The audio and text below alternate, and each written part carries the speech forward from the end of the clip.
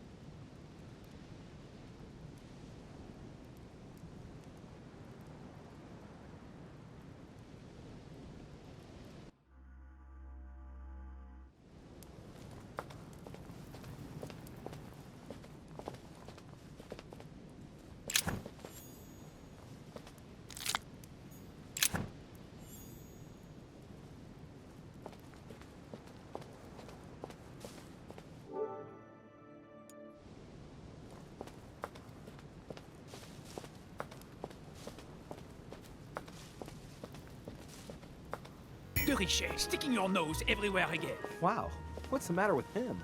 Excuse me, monsieur. I don't follow you. I haven't come all this way just to fail so close to the goal. Why? What are you talking about? I am talking about what you are doing. This conference is going to boost my career. There is no question of me letting you ruin everything. I just surprised Piaget and Volner talking. You are about to rob Mortimer. Give me what you took from him, immediately. Let's keep calm, please. I don't know what you're talking about. I'll have to cut this short, quick.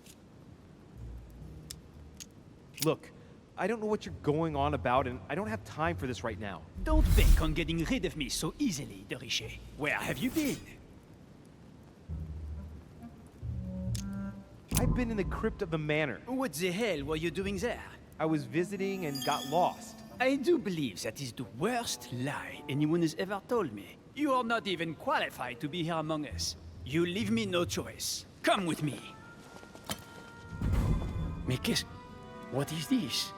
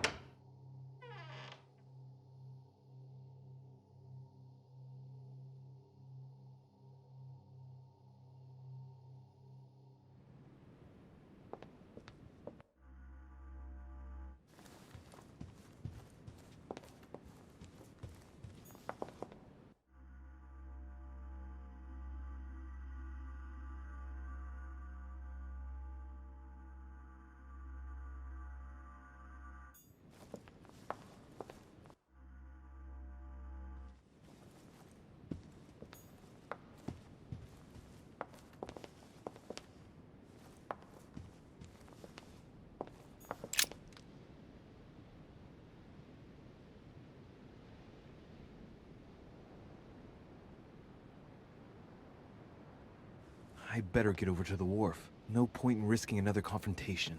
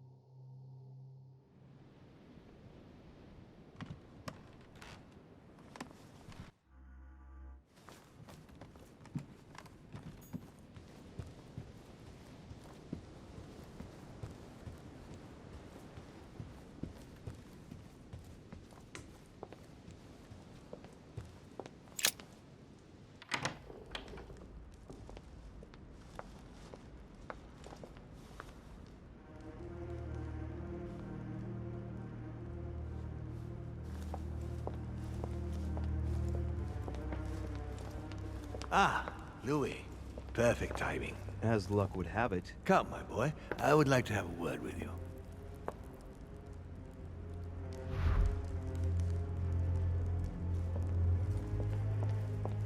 Come closer, please. It's time we had a little chat. What's wrong, my lord? Tell me. What's with all the bodyguards? Louis, it's time you found out the truth. I've been observing you since you arrived. I see you running all over the grounds in the search of Sarah. I would like to prevent her from leading you even further down the wrong road. You see, Sarah and I have known each other for a very long time, Louis. I am aware of her theory. About me, about Gregory, about the demons.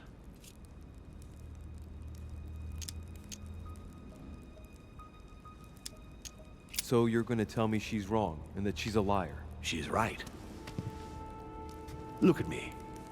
I have inhabited this body since 1191. For the last 602 years, I have been this dear William Mortimer.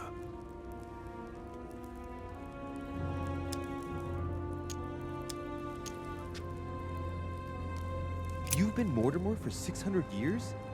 How long have the demons been among mankind? Oh, I don't think I'd be lying if I said that we have always been here. And you truly have the power to manipulate the thoughts of men. That's right. Every demon has the capacity to infiltrate the minds of men and to read and steer their thoughts. And what do you do with this power? We help them, of course. And how is it you help men exactly? Let's just say that without us, man would probably never have left his cave. Fire, the wheel, tools, writing. We are the spark that inspires man to search, to grow, to evolve. Can you tell me more about your capacities, your supernatural powers? Supernatural? From my point of view, they are perfectly natural. Well, Louis, just because the monkey does not fly doesn't mean that we should consider the bird a supernatural creature. We are all part of a grand design. We are simply made like this. By developing our art, we are able to read thoughts as well as write in the minds of men. It is possible for us to make them bow to our desire, but it doesn't work without leaving some scars.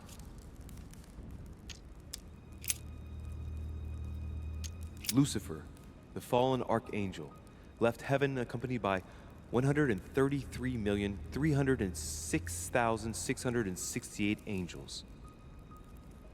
Is it true that there are that many of you? No, I assure you, Louis. Forget your Bible class. It's ridiculous. We are not angels. We don't have wings. There is certainly nowhere near 1,000,000 of us. And for that matter, no sacred human text represents us correctly. There are several families, and the family to which I belong has 8 siblings, including Gregory and myself. Sir Gregory is your brother? Yes, what can I say? You can't choose your family. But it is very difficult to know exactly how many of us there are, because a large number of our kind remain hidden, or never reveal themselves even to us. You're the devil incarnate. The devil? I'm not saying that all Judeo-Christian folklore hasn't served us, but the truth is, of course, something quite different. Please, don't look at us through the primitive prism of religions. I am not hiding any horns or goat's feet, Louis. I have no tail. Why do you bring up folklore? You mean that you've taken advantage of people's beliefs? No, not exactly. I mean that we in fact created them from scratch. It is amazing to see how mankind has such a strong need to believe in something superior to itself. It was very instructive for what was to come.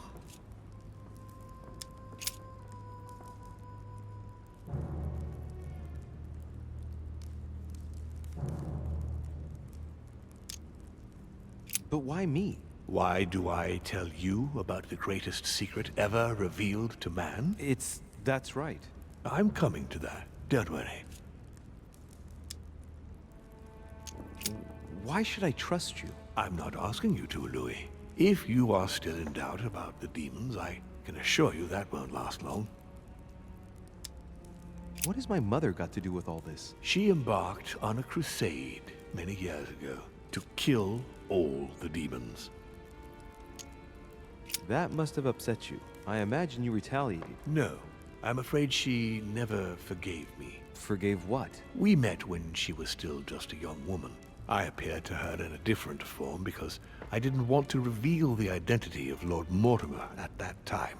She was looking for someone interested in the occult to decipher an ancient book. We spent many years together, until I revealed my true nature to her. The old book was Al-Azif, wasn't it?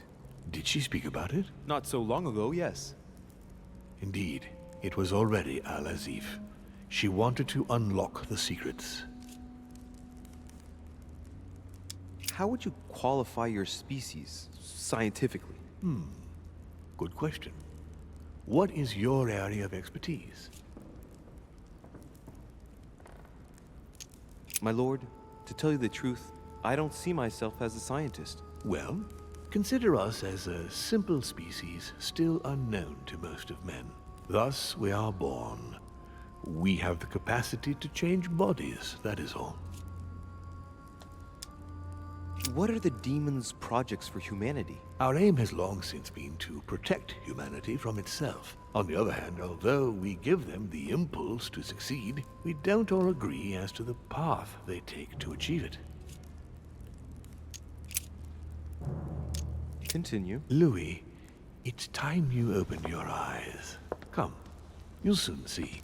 After you.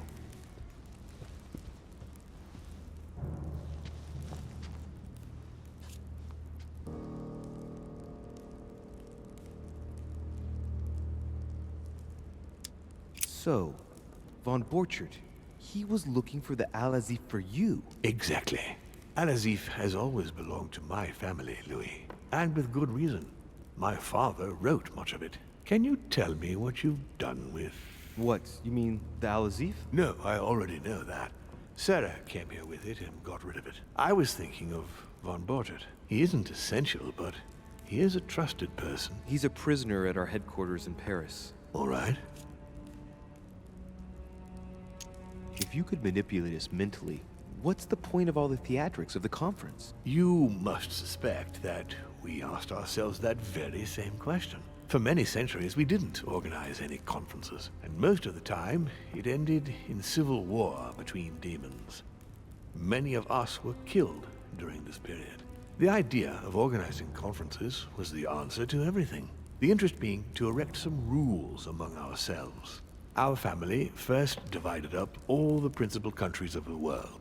Now, whenever one of us wanted to propose a major change between these countries, they summon the demon in question and initiate a conference. The demon that initiates the proposition doesn't have to give notification of the subject of the conference beforehand.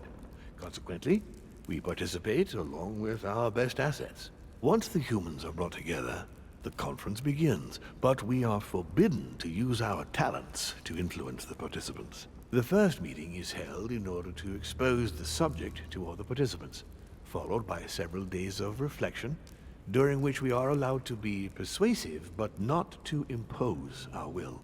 A second meeting closes the conference with a final vote. So, for you it's a game, isn't it? I understand your remark, but after living several centuries, you stand back and enjoy what reflection and pleasure you can. Did what happened to Elizabeth Adams have anything to do with you? Unfortunately, the poor girl became an issue between us, in spite of herself. A family of demons is still a family, and as in all families, there are disputes. Elizabeth's family, the Adams, has always been under the patriarchal control of my father. As he and myself are not really on very good terms, sending poor Elizabeth here was terribly rude of him, really. You did accept, though. No, I would say rather I was presented with a fait accompli by Gregory and went along with the intention of helping her. But this is my castle, and everyone is the master of their own home. It was you who killed her. The child was already condemned, Louis. My father would never have let her be. I had to pass inside her mind and, yes, make her take her own life. Trapped between the unyielding control of my father and your mother's terrible treatments, I wouldn't wish a life like that on anyone. Would you? So neither my mother nor Peru were ever guilty. You just gave me the runaround with that whole investigation. Now don't take it the wrong way. I was obliged to keep up appearances so that Gregory wouldn't suspect me. And it enabled me to size you up, Louis. I hope I've answered all your questions, Louis.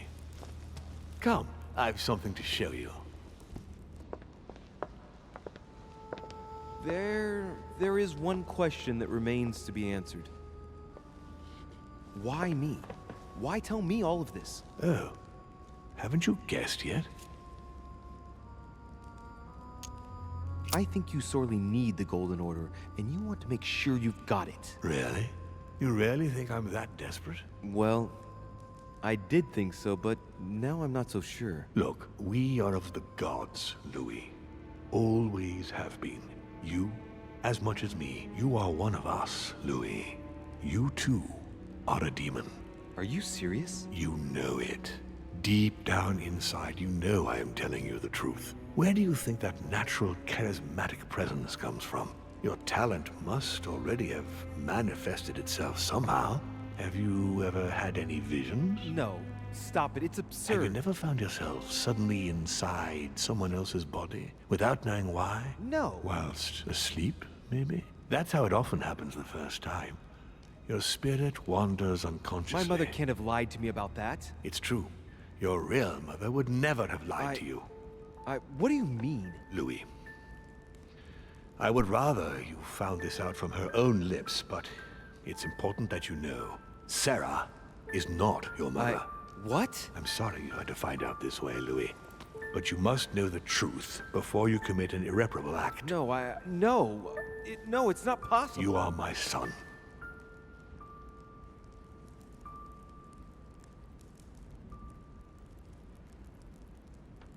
Not too shaken up. You've experienced many significant events since your arrival.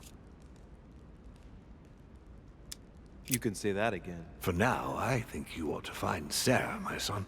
You ought to talk things over with her. So she's been lying to me all along? Let her justify herself. What's done is done. Sarah must explain herself. You must clear the air. We'll have all the time we need to talk afterwards. But all in good time.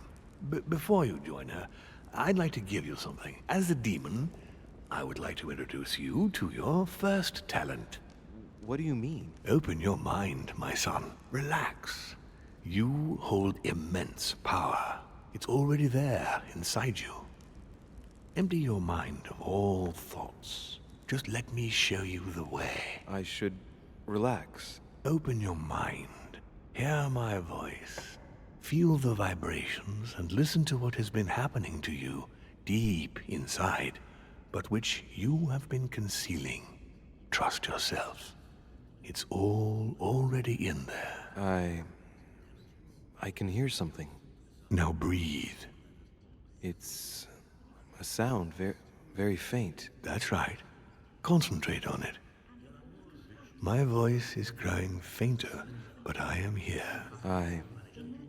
Whispers, words, mixed voices. Focus on one of them. Don't be afraid. I sense a stream. Some words are clear, but not all of them. Let them enter into your mind. I hear them. Now I can hear a clear voice. Well done, Louis. Congratulations. What was it? You are now able to read people's minds. What? You heard me. From now on, whenever a human speaks to you, you will be able to read their current thoughts. So, if you need to know something in particular from someone, all you have to do is make them think about it.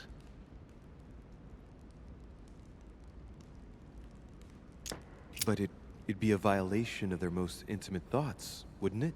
To begin with, there's nothing obliging you to do it. You already had the ability without even knowing it.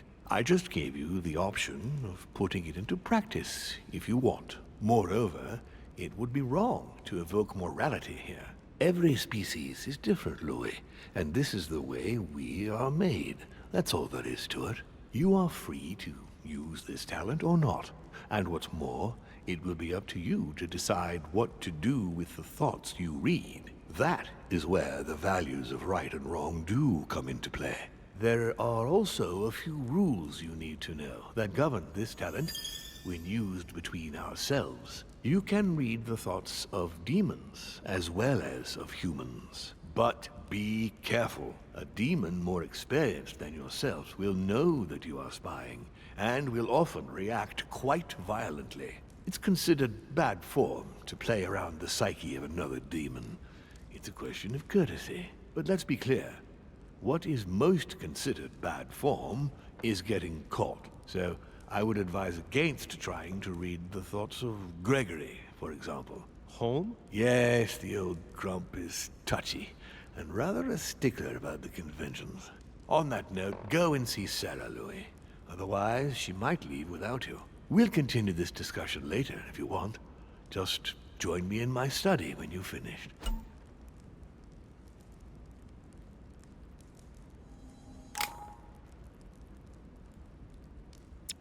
Let's see what Mortimer's thinking about. He is thinking he might not have been clear enough with you. When I told you not to try to read into Gregory or her experienced demons, it also applied to me, of course. You can hear me think? Of course I can. I can sense you. For the moment, your mind shines like 1,000 lights because you haven't yet mastered the art of concealment from the psyches of others. So, I give you a weapon, and the first thing you do is try to shoot me with it? If my intentions were evil, you would already be at my mercy. So be very careful on whom you use the talent. All right. Please excuse me. And don't ever apologize, my son. You are far above that from now on. Now go. One more thing. If you want to know the truth about your birth, ask her about Paris, 1763, at 12 Rue des Martyrs. That's where she disemboweled your mother to steal you from me.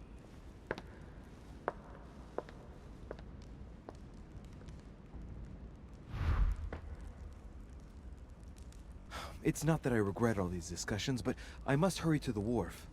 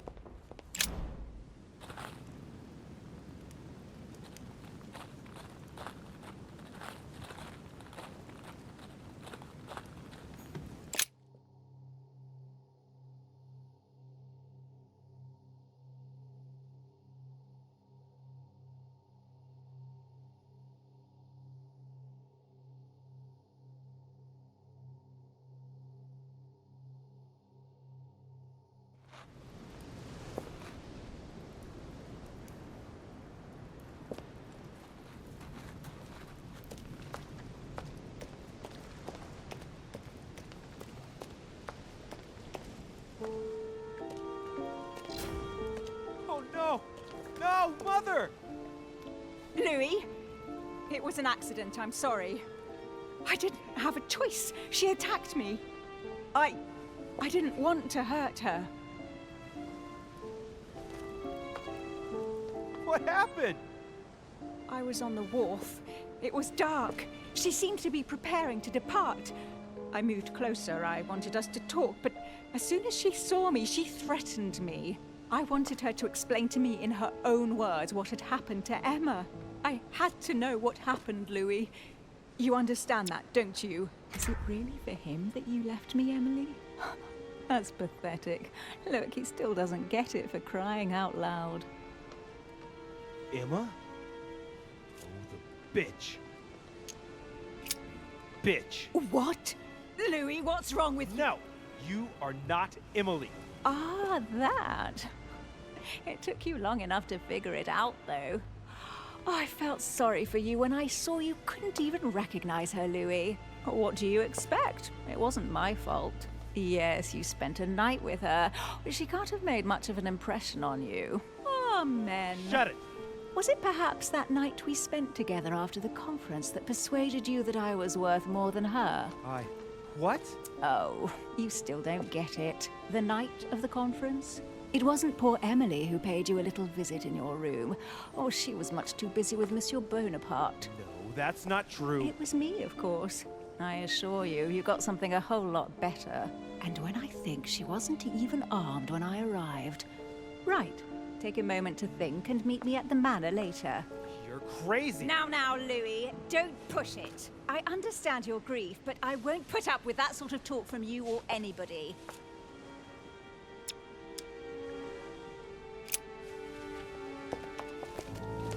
Die, you bitch.